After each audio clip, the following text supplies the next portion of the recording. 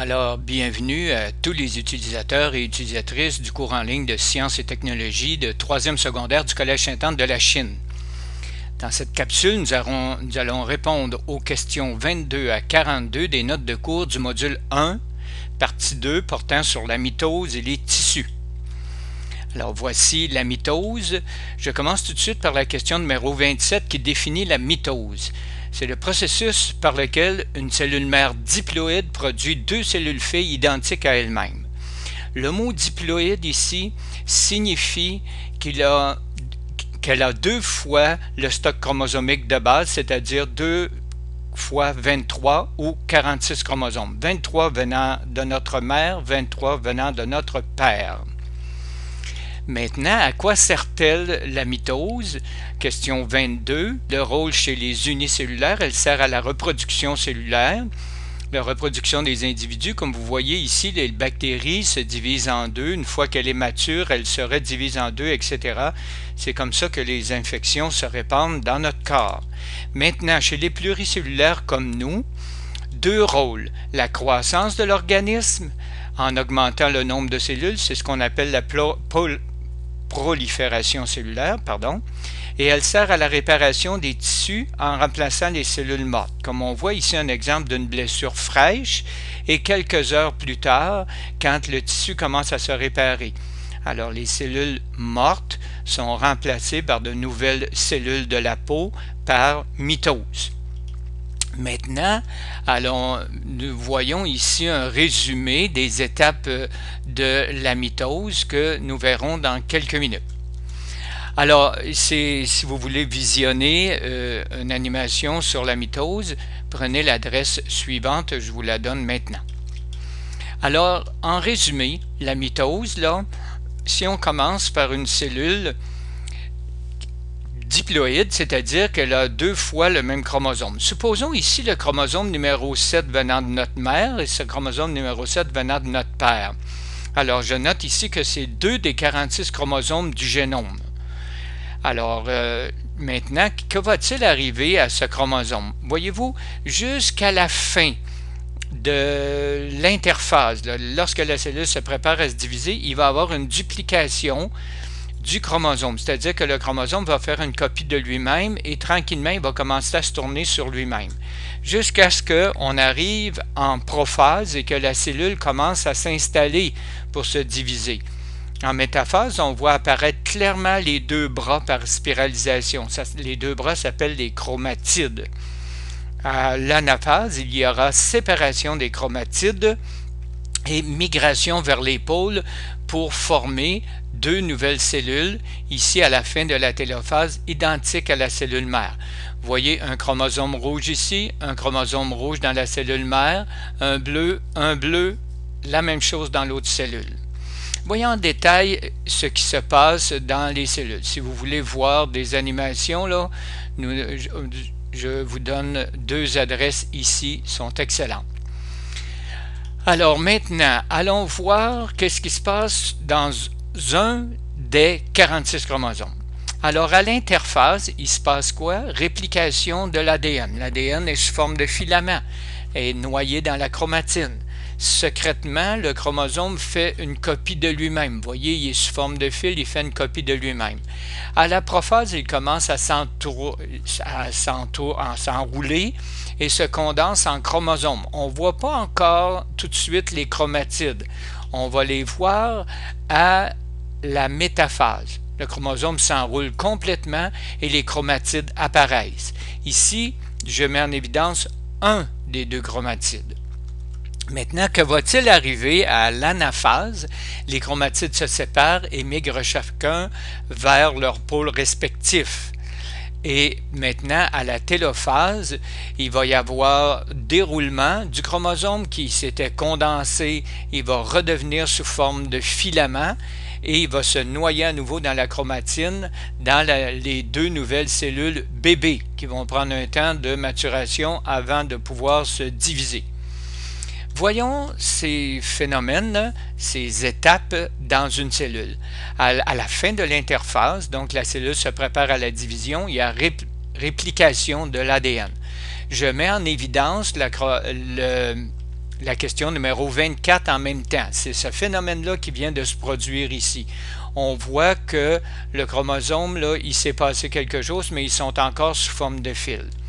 Allons voir maintenant qu'est-ce qui se passe au niveau de la prophase. L'ADN s'enroule et se condense en chromosomes et la membrane nucléaire disparaît. Donc le noyau va complètement disparaître et là la cellule ne travaille plus comme sa spécialisation l'impose. Elle maintenant est une cellule en division. Et je vous rappelle, 24B, l'ADN s'enroule et se condense en chromosomes. Maintenant, allons voir qu'est-ce qui se passe à la métaphase. À la métaphase, les chromosomes se placent au centre de la cellule. On les voit ici. Vous allez voir le mot plaque équatoriale, c'est ça que ça veut dire ici. Et les chromosomes sont parfaitement dédoublés et les chromatides sont visibles. Voyez-vous, le chromatide, là, les deux pattes, une copie, l'autre copie est là. Maintenant, allons voir ce qui se passe au niveau de l'anaphase. Les chromatides se séparent et les chromatides migrent chacun vers leur pôle. Mais ces chromatides-là sont rendus maintenant des nouveaux chromosomes simples, alors qu'ils étaient doubles à la métaphase. Voici un parallèle avec la question numéro 24D à l'anaphase. Retournons maintenant, qu'est-ce qui va se passer à la télophase, la formation de deux nouvelles cellules identiques à la cellule mère ou la cellule initiale. Et là, les chromosomes qui étaient condensés vont redevenir sous forme de filaments et se noyer dans la chromatide. Évidemment, le noyau des nouvelles cellules, les deux nouvelles cellules, les noyaux vont réapparaître et là les deux petites cellules bébés vont grandir, vont devenir matures et pourront au besoin soit jouer leur rôle, si c'est une cellule de la peau, de protéger, ou encore si on a besoin encore de réparer, elles vont se rediviser. Allons maintenant oui, je vous rappelle ici évidemment la question numéro 24 puisqu'elle était en ligne. Définir l'interphase, phase pendant laquelle la cellule fait son travail normal, c'est-à-dire pour laquelle elle est spécialisée. Comme je l'ai dit tout à l'heure, une cellule de la peau, spécialisation protégée. Cellule nerveuse, spécialisation communiquée. Cellule du foie, métabolisme du corps. Qu'est-ce que la réplication de l'ADN? C'est le processus par lequel l'ADN fait une copie de lui-même à l'interphase. Évidemment, à la fin de l'interphase, lorsque la cellule a reçu l'ordre de se diviser. On voit ici la réplication de l'ADN, grosso modo comment elle se fait. Alors, il y aura des enzymes qui vont couper l'ADN en deux et qui vont servir à la réplication. Voyez-vous, un brin ici, l'autre brin là. Continuons avec une chromatine. Vous ne l'avez pas dans vos notes, mais j'insiste ici pour dire la chromatine, c'est l'ensemble des 46 chromosomes, l'ADN, sous forme filamenteuse, sous forme de fil, retrouvé dans le nucléoplaste, c'est-à-dire l'espace du noyau d'une cellule à l'interphase et qui formera les chromosomes lors de la division cellulaire. Pour ce qui est des chromatides, c'est l'un des deux bras du chromosome double visible lors de la division cellulaire. Le point au centre s'appelle le centromère qui les réunit. Question 24C, comme je viens d'expliquer tout à l'heure.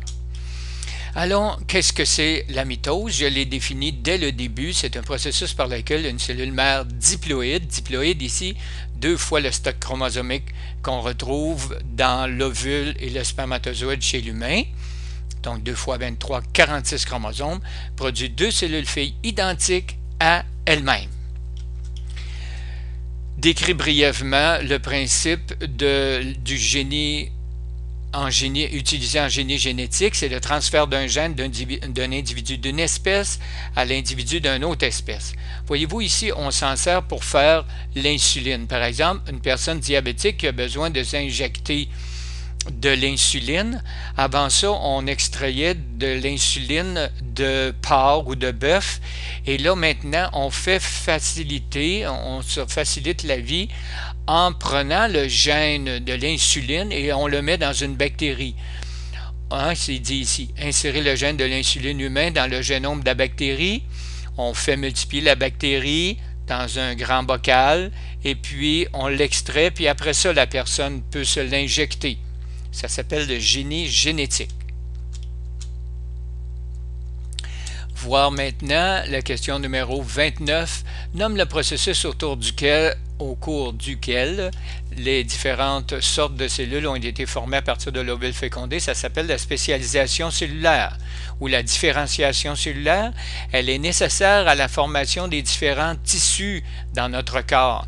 Si l'ovule fécondé se développait uniquement en ovule, on aurait un gros paquet d'ovules et pas d'humains.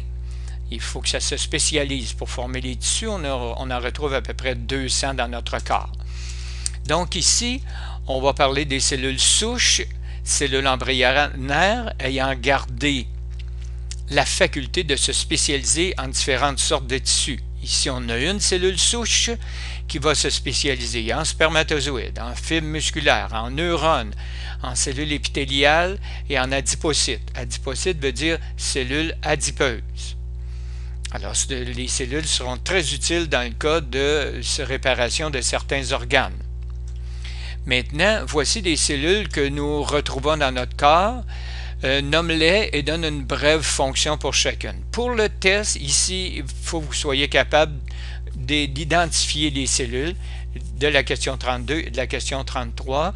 N'étudiez pas la petite définition qu'il y a en dessous. Elles ne seront pas demandées, donc une identification. On commence par la A, cellule rétinienne, cellule musculaire en B, les globules rouges, les cellules épidermiques, on pourrait dire cellules épithéliales ici en D, cellules sécrétrices en E, F, un neurone, un macrophage en G, une cellule adipeuse, un adipocyte comme tout à l'heure, un ostéoblaste, c'est-à-dire formant les os, un globule blanc, et enfin des plaquettes sanguines. Je note ici que G et J sont deux sortes de globules blancs. Lui va faire la phagocytose pour manger les cellules, les microbes qui arrivent dans notre corps. On les appelle les macrophages, mais c'est une sorte de globule blanc. Les autres globules blancs vont faire plutôt les anticorps pour nous défendre. Donc les deux nous défendent à leur façon. Maintenant, ici, on voit simplement une technique pour grossir les tissus pour les voir. Voyez-vous, le microscope optique, on voit jusqu'à 2000. Le microscope électronique, on voit jusqu'à 2 millions. Et le microscope qu'on appelle de force atomique, on voit, il est grossi 2 milliards de fois. Très utilisé en nanotechnologie. C'est très puissant, ces microscopes-là. Alors maintenant, allons pour la question numéro 34. Qu'est-ce qu'un tissu? C'est un ensemble de cellules semblables jouant le même rôle. Nous retrouvons 4 sortes de tissus dans notre corps. Le tissu épithélial qui sert à tapisser l'extérieur du corps et l'intérieur de certains organes. Le tissu conjonctif sert à protéger le corps, comme le sang. Soutenir le corps, comme les os. Unir les tissus aux autres, comme les uns aux autres, comme le tendon. Tissus musculaires permettent les mouvements des membres et de certains organes comme l'estomac, et le tissu nerveux percevoir des stimuli, c'est-à-dire des signaux venant de l'extérieur comme la lumière, le son, et contrôler les mouvements. Je vous demande d'apprendre comme il faut chacune des fonctions ici, puisqu'il y en a qui seront demandées dans le test. Numéro 36, identifiez les exemples suivants. Nous avons des cellules musculaires à gauche, au centre le tissu conjonctif et les tissus épithéliales, puisqu'ils bordent la lumière ici de l'intestin. Si vous voulez faire des exercices, allez sur cette adresse et vous aurez vraiment la possibilité de voir différents tissus et de faire des exercices. Maintenant, considérant la cellule comme l'unité de base de la vie, nomme les différentes structures de plus en plus complexes. Alors, notre corps est construit à base de cellules qui s'unissent pour travailler ensemble pour former les tissus qui, eux, sont unis ensemble pour former les organes et que les organes sont unis ensemble et travaillent ensemble pour former les systèmes et l'ensemble des systèmes forment l'organisme ou notre corps. Maintenant, dans le cœur, on retrouve des tissus musculaires, conjonctifs et tissus nerveux. On retrouve toujours dans chacun des organes, des représentants des 4 types de tissus. Pour ce qui est de l'estomac, c'est la même chose. Ici, un tissu épithélial, tissu nerveux, tissu musculaire et tissu conjonctif. Maintenant, on nomme les grands systèmes qui entrent dans la fonction de nutrition, c'est-à-dire aller chercher notre nourriture à l'extérieur, la digérer, l'assimiler et faire notre énergie ainsi qu'excréter les déchets. On nomme ici le système respiratoire, le système circulatoire, le système digestif et le système excréteur. Ces quatre systèmes-là agissent dans la fonction qu'on appelle de nutrition. La fonction suivante, c'est la fonction qu'on appelle de relation, c'est-à-dire entrer en contact avec notre environnement et d'être capable de se déplacer dans notre environnement. Alors, le système squelettique, système musculaire, système nerveux. La dernière grande fonction pour l'humain, c'est la fonction de reproduction ici. Le système reproducteur, évidemment le féminin et le masculin qui va nous permettre de transmettre la vie si précieuse que nous avons et que nous voulons prolonger dans nos enfants. Alors, bonne étude pour cette section et à la prochaine.